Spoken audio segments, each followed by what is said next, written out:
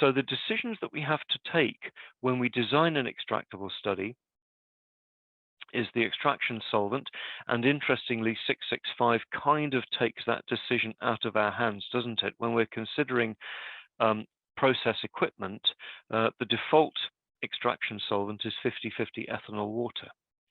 Time and temperature, and again there's some guidance in 665 about the extraction time for various components of our process train.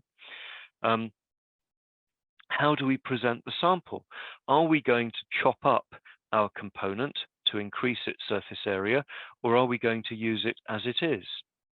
And then a choice of analytical technique. Remember that there isn't one single analytical technique that will do everything that we need to do in terms of characterizing the extractables profile. So thinking about the compatibility of that technique with the extraction solvent. For example, we're not going to be putting our 50-50 ethanol water solvent onto Headspace GC, because of course the GC would be swamped with ethanol. So that's no good.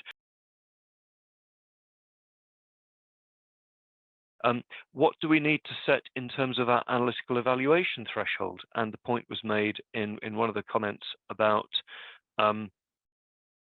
potential errors. We could get the AET wrong. We could select an inappropriate AET. Specificity. So thinking about, of course, for a screening run, we're going to want to have a broad brush approach. We're going to want an analytical technique that gives us sort of compatibility with a broad spectrum of potential additives.